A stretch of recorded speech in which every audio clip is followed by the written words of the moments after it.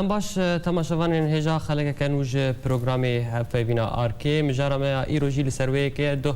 جوینا حفظه ولاتان درباری کریزا سوریه لوینا پایتختانیم سای بداوی هات چاودیر جد بیجن او جوین به انجام بون جبو گنگ شکرن لسر ویم جاری هروها کرد نها جهوان دمعادله سیاسیه جهان دل کویده مفاندریا بريز عبد الرحمن قالوا اندامي مكتبه سياسي يا بارتيا ديمقراطه بارتيا اكتيا كرد لسوريا كريا بريز تبخيراتي سرچاوا بريز جوفينا فيينا النيم سايدو بداوي هات چاف دير ديفيجن او جوفين بانجام بون هروها داخوياني يكشي درباري في كده دركت او داخوياني چاو خوند يانجي انجامي و چاوديت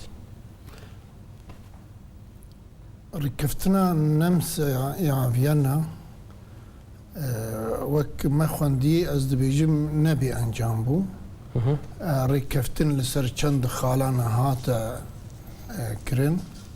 ودولتين خد بريار ودولتين دست هلادار ايكو دستوان دريجة كريزا سوريدا ركفتن كو في كريزي بدو ما هي بينن لسر چند خالان وقت دبي اتفاق چيبو يكلاي چيبو لبلكي او چند خالق ولسر اتفاق بوين بلكي الشروفي وان درنكتنا انجي نرونا هيبون خالد دو سي چار لي ريكفتن هيا اف كريز 2016 بدو ماهيبي او ريكفتن جينا فرا لاين سركي دا وكي روسيا وكي امريكا وكي ايراني وكي تركيا افانا دقل ويري كفتنينا لي اف جوات دسبيكا خدا براستي يعني هين كس ملت سوري لي حاضر نبو آمدن نبو يعني بلكي هر كس لور بو لي ملت سوري نلور بو يعني بلكي كرد نلور بو لي ملت سوري نلور بو نتني كرد نلور بو اري روسيا لور بو امريكا لور بو تركيا لور بو سعوديا لور بو لي باشا آليا سياسيا وكو رجيم يعني اوبزيون جينا بجار او هين قناغات الدول تقو بانجام بو انجامي وي شو بون انجامي وي اي سركي اي قالكي جرينج ريكفتن لسر بدوماهي اينانا كريزا سوري باش او بتشاو بداوي بي ويبداوي بي وكو او خالن او خالكون هاتينها خال بالتفاي هاتنا بيش روبا هاتنا افانا روجي بي وي وخلا شروفا بكنا اف خالنا وي شروفا ببن بكم تفصيلي ده يعني انها سوريا يرو اسكار مشترى بيجم سوريا دو قناغار درباس بو قناغا بري داعشي وقناغا بشتي داعشي قناغا بري داعشي بلكي اركي سركي اي في فان هيزي دجي رجيمي روخاندنا الرجيمي بو بشتي داعش دركت 2013 بلكي هافينا 2013 نافي داعش هات ميداني وداعش عرض وقرت يعني روجلات روج افا كشت سينوري دولتا سينور تكش كاندن لفير قناغا بشتي داعشي قناغا قدية يعني كوملقها ناف دولتي بجدية لسر في خطري في مترسيد سكني قناغا بشتي داعشي حمو هيزين كو كاربن شر داعش بكن ويتي كفن في شر جبركو مسألة روخاندنا الرجيمي ما أركي دوا نما أركي رقميك والسروي بنجهيجي السروي بنيادجين هايرو سوريا دا بشكريا يعني هانا بيجن سوريا يكوبي سوريا نظام مشتركوا أفخالب تفاي هاتنا ليه للسر عردي دوا قاعدة سوريا نيا كايرو سوريا الجغرافيا سوري برشكيريا سوريا بندستي داعش ده هي سوريا بندستي ارتشاء آزاد ده هي سوريا بندستي رجيمي ده هي سوريا بندستي جبهة النصرة ده هي يعني الجهة كي دست درجايا روسيا الجهة كي دست درجايا تركيا الجهة كي دست يعني برشكيريا أنا وقت بيشروجا سوريا شعبي بيشروجا سوري يعني بيشكي لسر بيشكي دريج بي لأنها ريكفتن شيبو إيدي نما اف مترسيا لسر دولتين دنياي بسكني مترسي شاول سر دولتي دنياي اري اف 4 سال 5 سال سوريتين كشتن بس مترسي نتني نما سينوري سوري درباس كرن يعني مثلا كوشبر اشتر بيش كوشبر بون خطر بون مترسي لسر دولتين اوروبي يعني 2 مليون 5 مليون سوري بكوش بره يعني اوروبا تشاوا وقبول بكي وكاربي ونكاربي يعني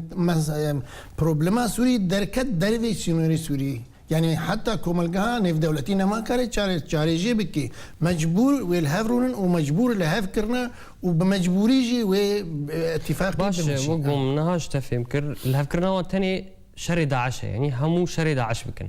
شر نها تفيد اميد شر قلنا غاد استراتيجية امريكي اداره كريزيتك استراتيجية امريكي چار بنگهي وين استراتيجي الروشالات نافينا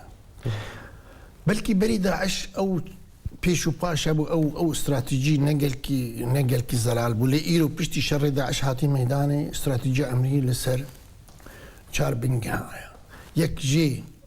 شر التيروري وداعش ضدو امن وآسايش اسرائيلي سسي امن وآسايش دولتين خليج باشي امن وآسايش هرما كردستان باشوري كردستاني افانا بنجهن استراتيجية امريكية للروجهلاتا نافيندا وبروجي امريكي ايكو برف روجهلاتا نافين مازن دشي او بروجي نراوستا او بروجي دمشي وكو خد مشي راست جارنا پیش دتی جارنا پاش دتی جارنا كيما الفرزيدي الفر غريكا نغريكا او موضوع تكتيكي ده شنو هاتن شي دبي ل استراتيجيه امريكي دي بروجي خطي خوي بحنده برفروش هلاتا مازندشي لفر تشتي بيراما لفر تي بيراما او بروجاكو برفا روجهلاتا مازن روجهلاتا نافينا مازندشي ما كرد وكو بروجا نتوي وكو بروجي نشتيماني كردستاني ما موقع املكونا باش امورن لسر مجارة كردان تيواتي كي كنت بيجي او خالاكو يكرنا سوريا وسوريا برشن بهمو يعني كانوا بيجي حبر لسر قاغزي تاني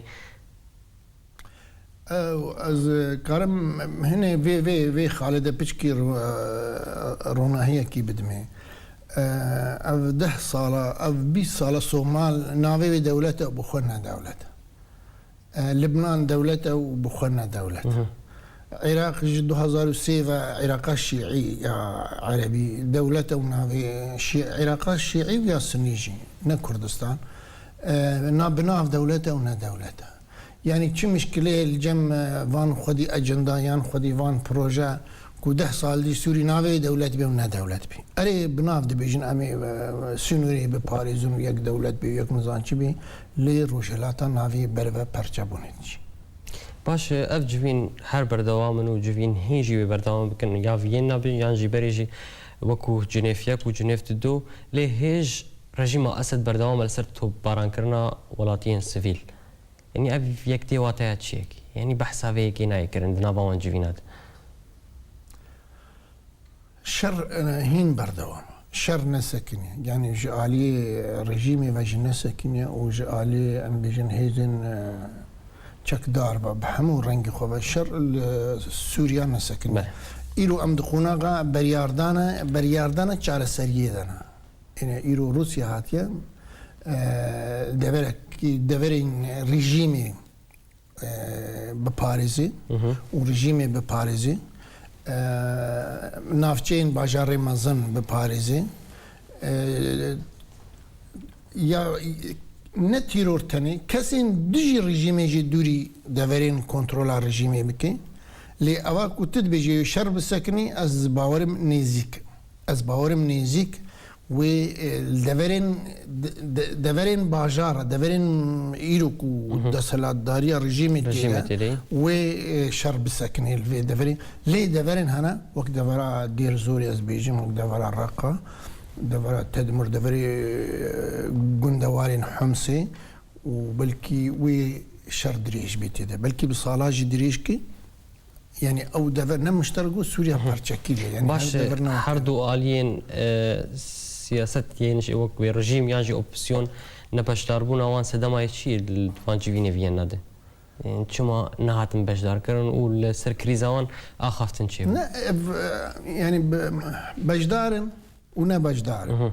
يعني إيرو بروجهنا يعني بروجة أمريكي هي، بروجة تركي هي، بروجة إيراني هي، بروجة روسي هي، بروجة نتوا بروجة أزادي خوازيان نتوا كرد هي، بروجة يعني بأف بروجنا نونيري فان بروجة هنا يعني أمكان جير بيجن توار يعني تبدأ دو توارات دو محور يعني دو محور دو توار يعني هر دو محور حاضرين يعني هر دو محور حوجنا كسنج سوري أو دو الشروفي دو التفاصيل هذا حاضر ببن يعني دنگ بيستاندن باش روسيا جارجاران بحثا روشنا بارتش آزاد ردكه و هر روسيا جي وقامزان آلی گرکی هری خرج رژیم أسدريه روسيا براسيل لسر دو آلی اندلیزه يعني روسيا چه تخوازه؟ از في نقطة دو خازم هي توضيح كم باش روسيا ان دولتك بهيز وبقوتها كهربي بالتناخ وببريارة خو درباسي سوريا ببي بوريا روسيا تجربة كويها بريد أفغانستان ده روسيا صالح حفتي هي درباسي أفغانستان بو صالح هشتي وهشتي جي دركت جبل كي لشكري تالي لشكري داوي اي روسيج أفغانستاني دركت وشكستو دركت نسر كفتي دركت روسيا او امكاناتي وي ابوري نين كل سرلنجي خو بكسني بسكني وشركي دو دريش بكي روسيا ايرو رايا قشتيه ملتي روسيا امدن نين كو كاربي برغيريا رجيم روسي بكيش بو برجو هناك برشوانديا روسيا د تشارچو و ترتيبك دولي دهاتيا روسيا نبتني هاتيا روسيا بتفاهم والتنسيق ببروجي امريكي راتيا روسيا نكاري بليزي يعني د تشارچوفه ترتيبك كده هاتيه دولي وهريمي نكاري بتناخو بليزي وكاكو هناك تصوري الروبولو بكي انولو بكي برز پشتینابری می بحثا وی که بکن گلو روسیا کاره شر دریج بکه یا نه پشتینابری جارا گدن تفت گرن ولی تماشاوان هجانا برکه کرد جارا گدن لو گرن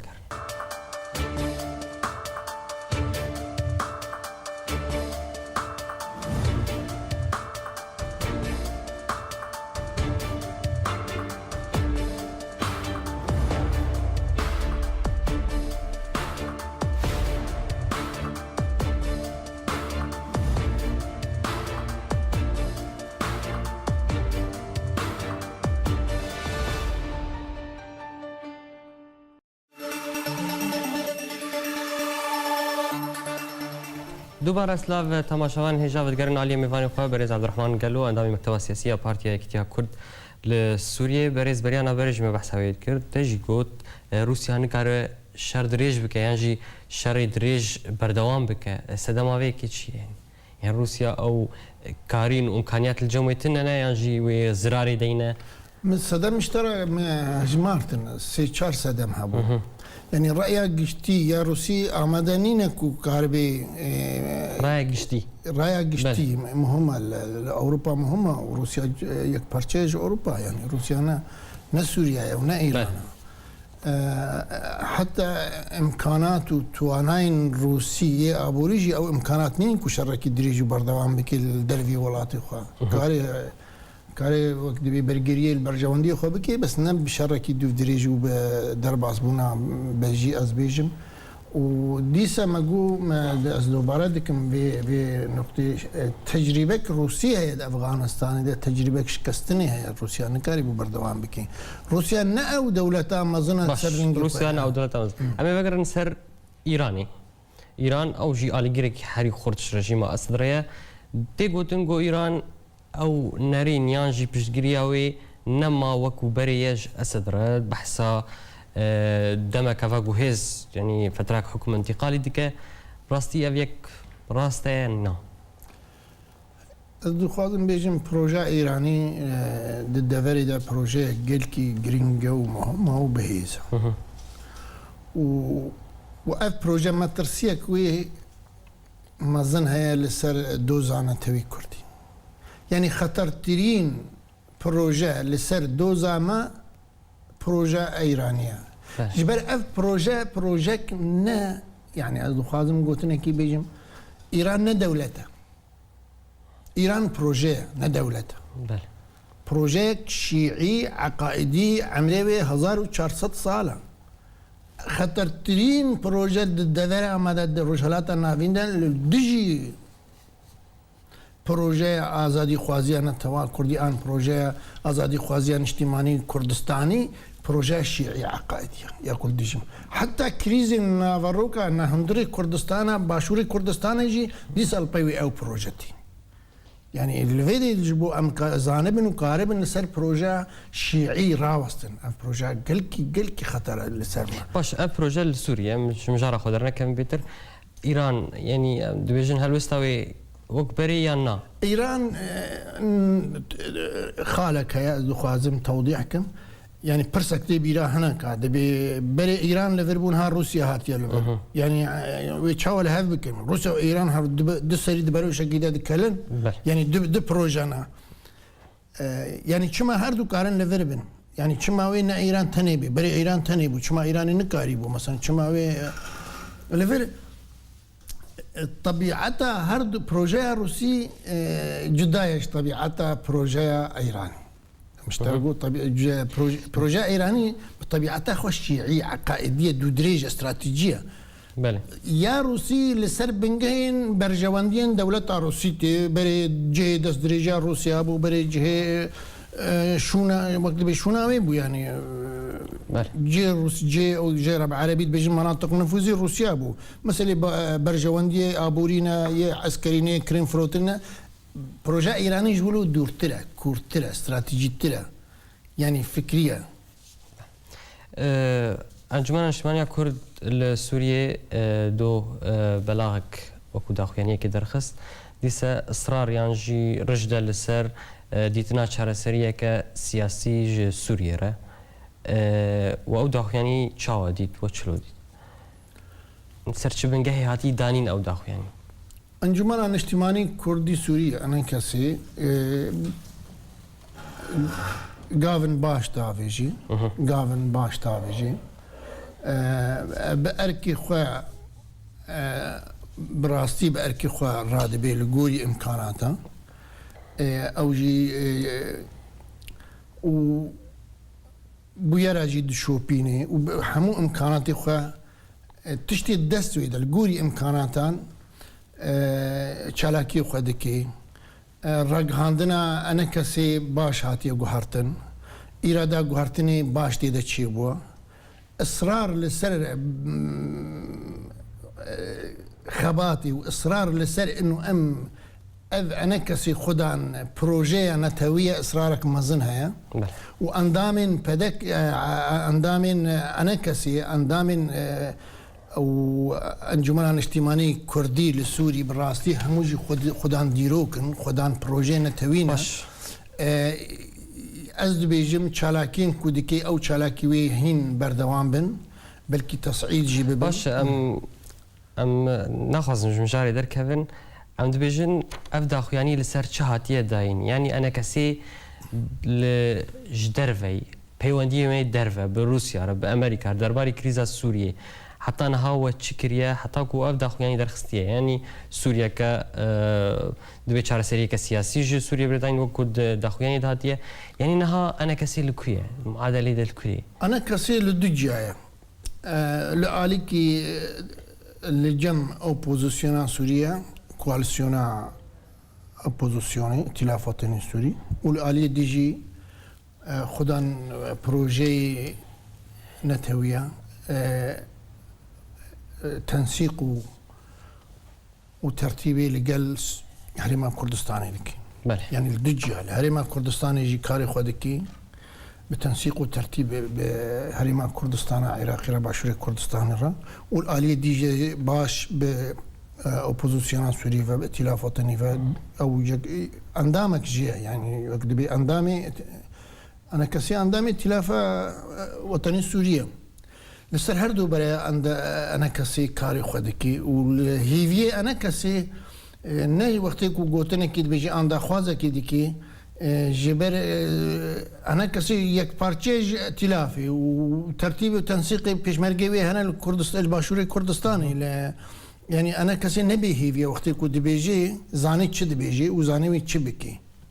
يعني وبالا خوا او باري خوا يانجي و همو تشتخو خستنا دستي ائتلافي ده حتى انها بروجي كردي يانجي او بروسيا كردي نافا ائتلافي ده هاتي چار سر كرن وان شاء يعني خود سبيرن ائتلافي جو ائتلاف حتى انها جي تشتك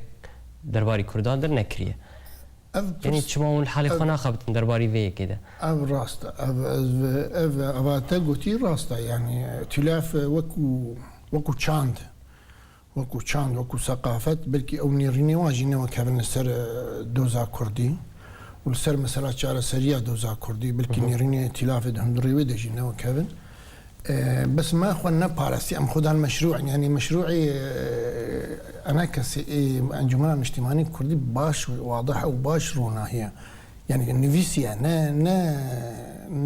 وقت بالشفهية أو بروجي ما أم دوزا سوريا فيدرالي لا مركزي تعددي ديمقراطي كأم أشكالات بيجن وائتلاف قبول بكي قبول نكي أو وقتكو أم النافا ائتلاف إذا أم دشن سر ما صانع دولتي بخلكير أن قفتوغوي ديكن أن ديالوغي ديكن إما أم بروبالي خودتشن يعني أم ببروجا خودتشن نه بروجا ائتلافي ديتشن أم خدان بروجانا وأم يعني بو چند سال بو 5-6 ساله ام وقت بي مسألة دوزا فرصتك تاريخية هات يرود في كلا شرق الأوسط دا أفاكو أفروش هلاتان هذه كل هاف دي كفي يرو فرصتك تاريخية وأم خدان مشروع بن وأم هرن سر ماصيب دولة ترارون وأم بازار بكن باش روسيا دبيجي دفي كرد باش داري فان جوين درباري كريزا سوريا بفن هر او كرد جي جعلير دبيجن كرد بيادية يعني جي باسكي ويلش كريب يبكية يعني هيج بحثا وين نايكرن يعني هون لكودنا وكو انا كسي هون يعني لكودنا روسيا بياديرا دخازي بيادي وري سرچ آوا بيادي هركس يعني وقت بي هركس حقيوي هر روني هر هيزك بس بروجي بيادي چيا درباري دوزا كردي ده چی دی بیشی؟ من دویم پروژه نازم حتی هم. اما پروژه نتویه. يعني ام دوزا آزادی خوازیه نتوا کردکن اشکره اما زلاله واضحه. ایوا دی بیشین ام دوزا نتوا ديمقراط دکن. يعني فرقك مازن جدا بونك مازن بروجه موان هيا. أريد أبي هرنجام روسيا قبول كي بس ويش بيجن ويش هفرة بيجن ويش بخازن يعني ويش بخازن باش تشتكي نخازن بريس شكي نخازن بس هر أو لسر عردينا وصاد بيجن هر أو لسر عردينا يعني جوا خورترن راستا بروجي كيوان سياسي وكود بيجن تنايا بروجي وي سياسي جهنا بس كل لسر عردية تجار السلاح نبوي قوات تجار السلاح تاني نبوي قوات بله وقتكو از نبيك هاتي بالنيريني خواه بداخوازي خواه بالربازة خواه السياسي بالطرحي خواه بخطابة خواه السياسي تجاري أزنم يعني دوي از تجيبم دوي از باركريبم ببروجيه خواه كو از بي باور مشروعي خواه يك مشروعي مني آزادي خوازية إيرو من نقطة خالك مشتر توضيح كير أزو خازم دي سهنيك بس توضيح بكم بكورتي بس بكورتي أسكار مشتر بيجم بروجي اجتماعي كردستاني إيرو دوي تفعيل ببي يعني برشين كردستاني دوي هفدو تمام بكن إيرو تي خواستن جي برشين كردستاني كو يك بروجه بن يك دنگ بن يعني مخاطبة كوملقانا في دولتي بكن بالنيرين كردستاني نب بأز بوقدو بأز مشروع كيان نيرين كي ترى بكم كزجم فهمنا كيان أو إيدي تشتكي بيجي أو تشتكي بيجي إيرو دنيا حمول لسر الطاولة قفتو قويد كريزا سوري دا جي الطرفي كردي جي آلي كردي تي خواستن كو خدان يك مشروع بي خدان يك بروجي اجتماعي كردستاني بي وش بورو أم دبيجين أم يك برچنج جغرافيا سياسي يا كردستانا باشور جبورو أم بيجين دفي أم تيكل دار بن وتيكلية ما خورت بن بهاري ما كردستان يا عراقي را كردستان باشور جبو أم كاربن هيز بن سر ما صانع في دولتي أم كاربن بازارة بخلكير ربكن نأس حزب تحزب نكارن تشتكي بكن تحزب شو قاسي بهيز وقوت بي نكاري تجاري تشتكي سفرز بكي لسر خلكي ودنافة هيزي ناف دولتي ده أن لا يعني ناف دولتي ده باش أمريكا بحثا شاندنا سربازين خو جبو سوريا ديك روسيا لسيمان سوريا هزن إيراني هزن عربة هزن خريستيانا القام شلون الرجاوي كردستانية بيشمرجي رجاوي كردستانية بيشمرجي كردستان سوريا ونتشاون داخلين چه درباري ويك هي حتى كو قوة أو شيء ببه ون كارم تشتكي بكر دباوري أمدا أف ليف وتفجر أمريكية نوكو شيء دبي بلكي بشتي نامه كيسنجر بوج أوباما را بری چند روزا نامه کاتا بلاف کرن